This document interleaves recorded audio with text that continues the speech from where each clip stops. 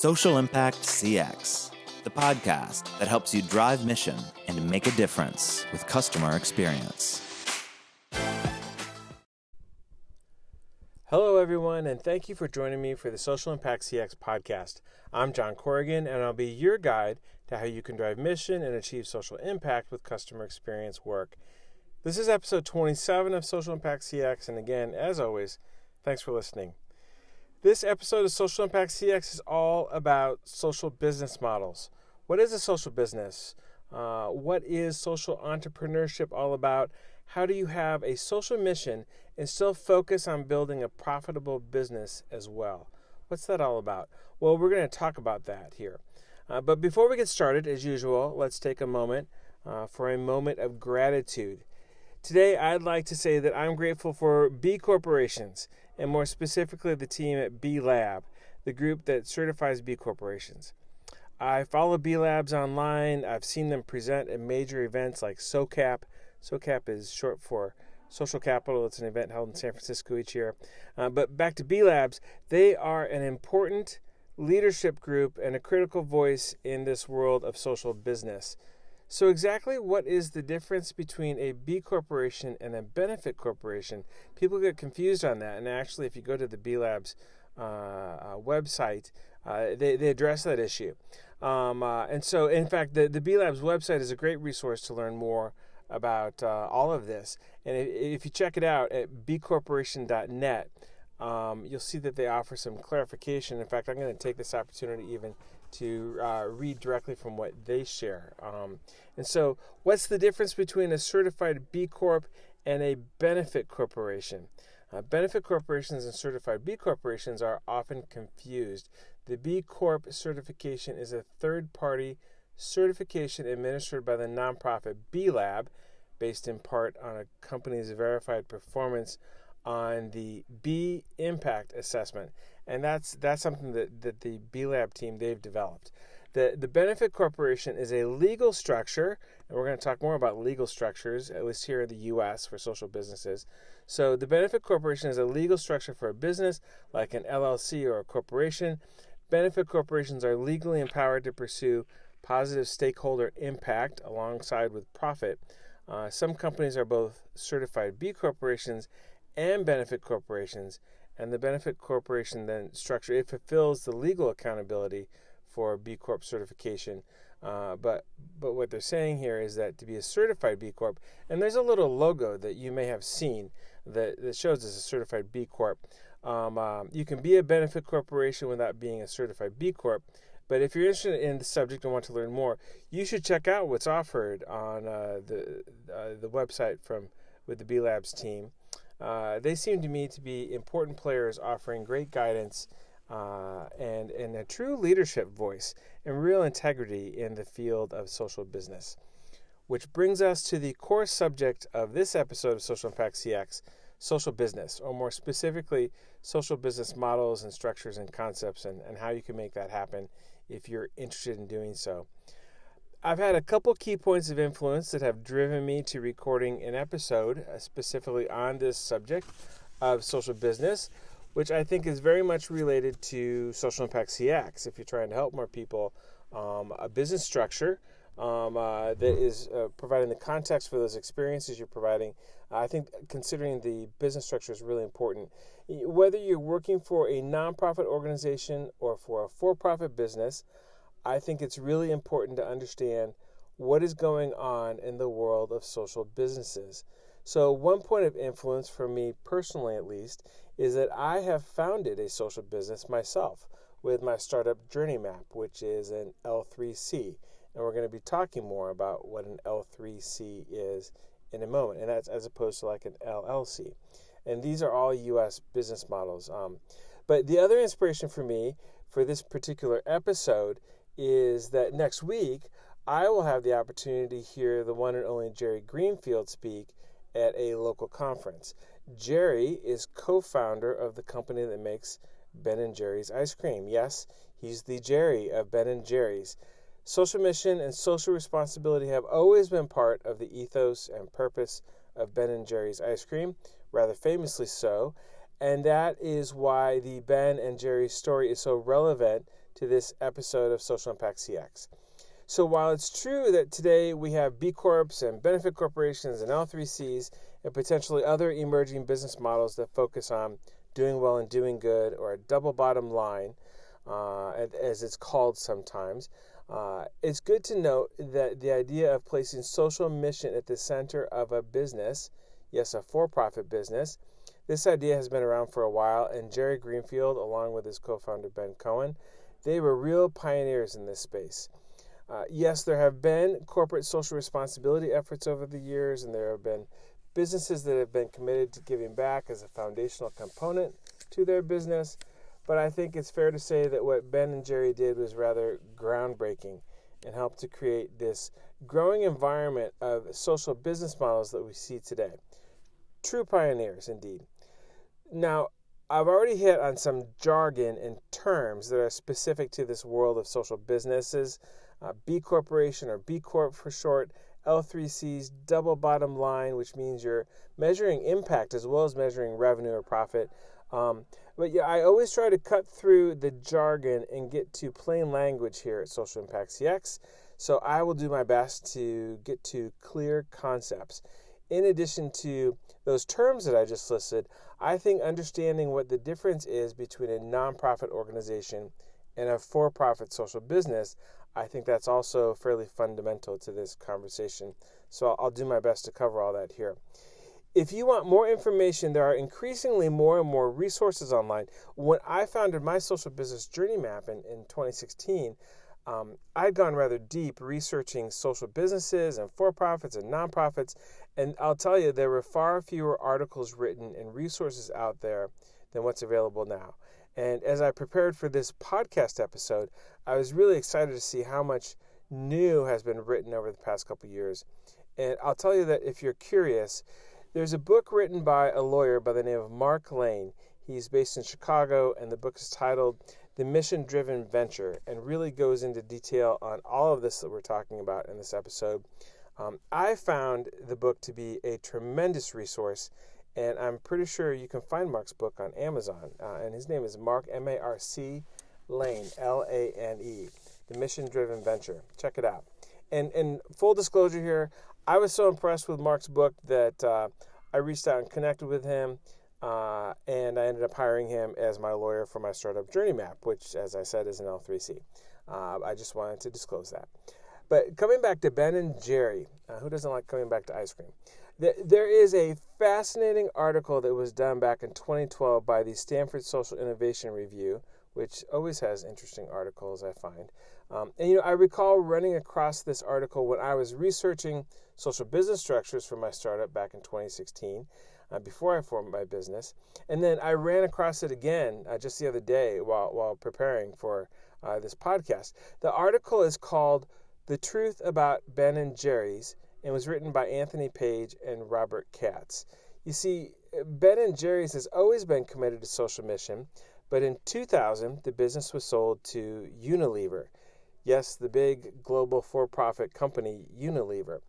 And that caused a few ripples in the world of social business. The sale of Ben and Jerry's, that was very concerning. That was a very concerning event for many people in the world of social business. And the Stanford Social Innovation Review article from 2012 really gives a good synopsis of what all happened and what the related issues were related to that sale. And it also, that article also gives you a great coverage of the landscape of social business concepts and different issues. But I have to say, you really have to look at where Ben and Jerry's is today, because it is quite remarkable. They are still a wholly owned subsidiary of big global for-profit company Unilever, but they are also a certified B Corp. They proudly display that badge, that certified B Corp logo, right on their website. They have an independent board of directors that continues to lead the way with their social mission. It's really an interesting story. And you check out Ben and Jerry's website if you have a chance. Their story is laid out year by year and decade by decade, and it covers social mission and then quite some more, I'd say. Social activism of many kinds, socially oriented nutrition issues, and much more. it's great to learn about their history. Really inspiring. But let's get back to the jargon and dig into some of these terms that are so important to understand the world of social business.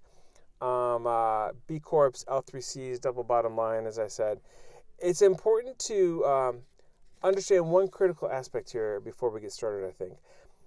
When I'm referring to social businesses, I'm talking about for-profit businesses that structure themselves from the beginning to fulfill a social purpose. But keep in mind that they are also building a for-profit business that should perform financially so the business can function in a healthy and prosperous way. And if you go seek out that Stanford article about Ben & Jerry's, you'll see just how important the overall subject of financial performance is, because that certainly led to the transaction they had with selling themselves to Unilever. So social businesses commit to a social mission or purpose first, and then they act like regular for-profit businesses. They should work to be a sound business, but the social mission should not be subverted to profit. And that is what makes social businesses so different. Social mission first, and then profit. Now, keep in mind that a nonprofit organization, and once again for my listeners outside the United States, I'm talking about business constructs and organizational construct, legal entities here in the U.S. Like a 501c3 is a common nonprofit structure here in the U.S. And that's a nonprofit or 501c3 is certainly driven and defined by mission, and then they have tax-free status typically because of that mission. A nonprofit can actually generate revenues greater than expenses, which might seem to be an awful lot like profits, but they're not profits. They are excess revenues, and they're called overage or excess. Any type of revenue overage in a nonprofit is typically saved up then for future security for the organization or invested somehow to enhance mission attainment. So a nonprofit then, by definition, is quite different than a for-profit and still different from a social business, even though nonprofits and social businesses have kind of a common denominator by focusing on mission.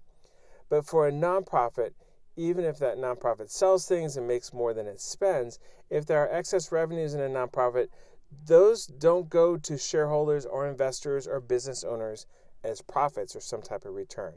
They go back into the nonprofit organization itself. This treatment of any revenue overage also has a lot to do with tax exemptions that the nonprofits get. So it's important to understand that while a nonprofit and a social business might have aligned interests by concentrating on mission, the nonprofit will treat any extra money earned as an overage, and they will do so in part to maintain their nonprofit status.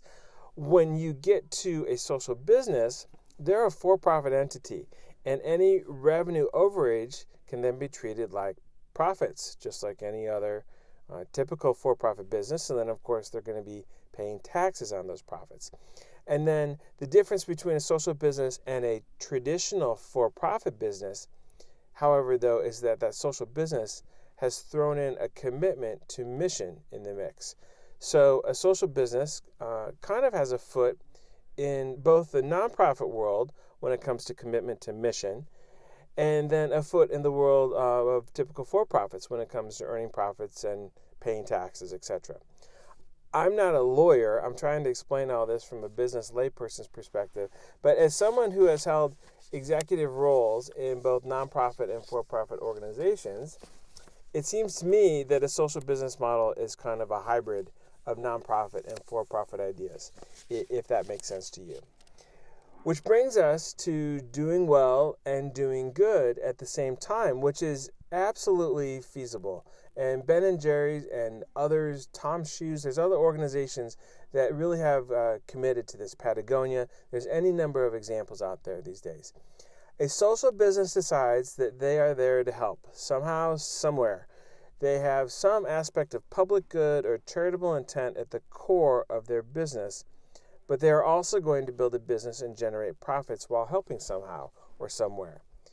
And they declare that dual intent of doing well and doing good right up front. And they commit to being measured by how much they help as well as how much they generate in revenues and, yes, profits.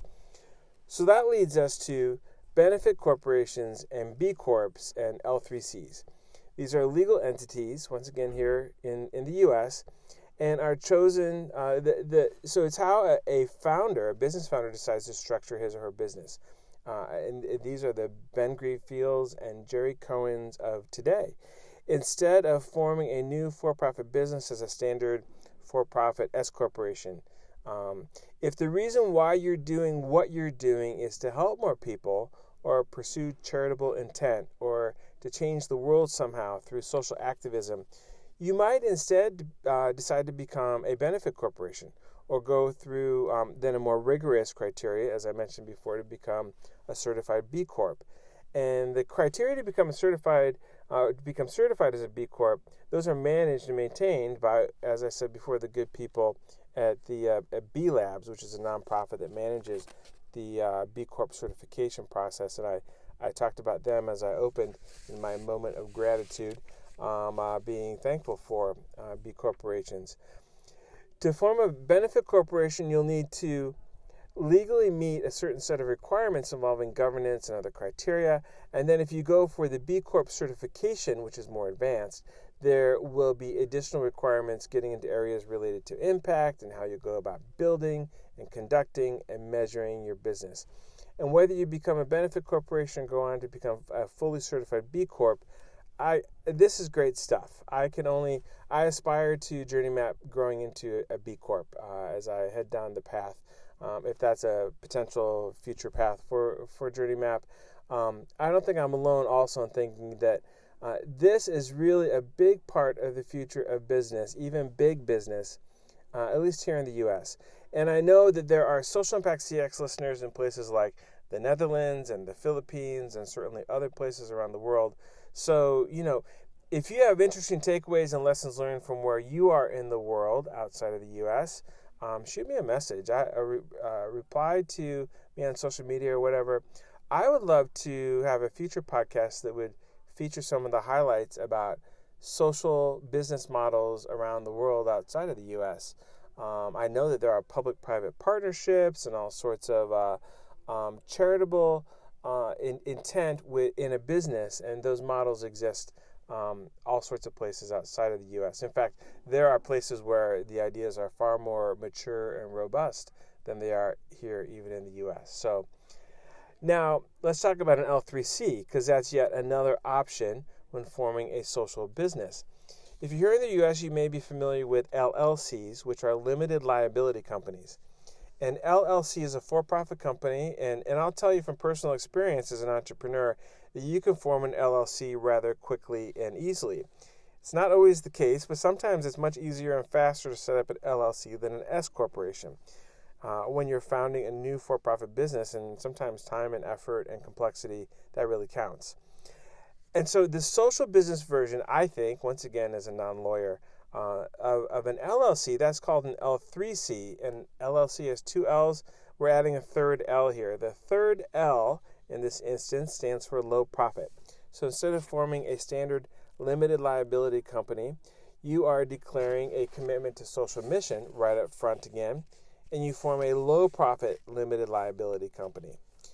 With an L3C, you typically don't have quite the same governance issues that you find in a B corporation or benefit corporation, but you still have the focus on social purpose first, with then the full ability to generate revenues and profits like a regular LLC. So when I was investigating the various options out there to set up my social business, and as I said, I formed an L3C for my startup Journey Map, I determined that my social commitment is to provide affordable customer experience capabilities to nonprofits and social impact organizations so they can better understand the people they're working to serve, because customer experience is all about helping more people and in a social impact environment or a nonprofit environment.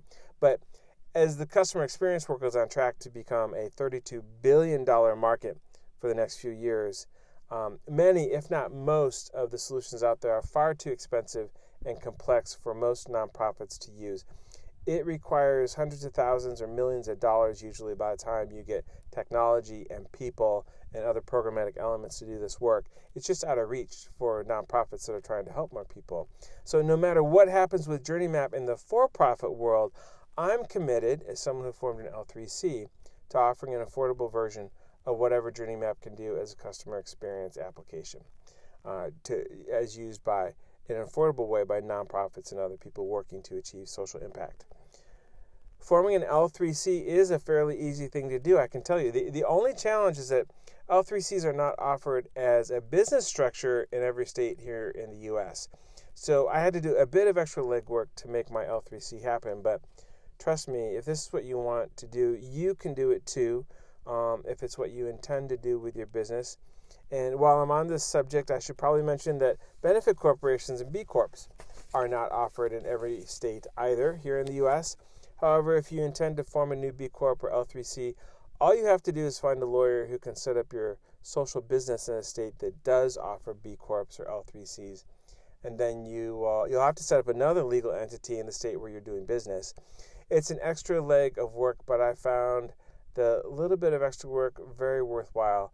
And if I can offer a bit of editorializing here, I think that going forward here in the States, this issue of offering social business entities will become a competitive differentiator as you go state to state, and various states and governors compete for small businesses and innovative new companies to be formed in their state. Why would you do business where a social business model is not offered for you to form your new business entity? But that's my opinion. We will have to see how this goes. But there does seem to be momentum for more and more social businesses out there. One last key component here to consider is when you are thinking through B Corp or L3Cs, if you've already decided to go down the path of building a social business, just know that there are some unique aspects to consider related to future investors in your for-profit social business. This might be the subject of a future podcast. In fact, if there is interest, I should find somebody who could speak as an expert. But a B Corp or benefit corporation can take on investors in a very similar manner to other for-profit businesses. It's just that those investors will be acknowledging the commitment of that business to social purpose first, not necessarily investor value or shareholder first always. And that's a big differentiator. And then in the world of L3Cs, one unique aspect of an L3C is that a major foundation or other nonprofit entity could make an equity investment in an L3C as long as the L3C is prioritizing charitable or social intent over making profits. And there are some other elements there too, but it is kind of an interesting aspect of an L3C in terms of investors. There are rules surrounding these investor issues for both B Corps as well as L3Cs, but for the business founder interested in forming a social business, it's important to understand that there are funding and investment options out there, and certainly worthwhile to explore if that's an issue for criteria for your future success.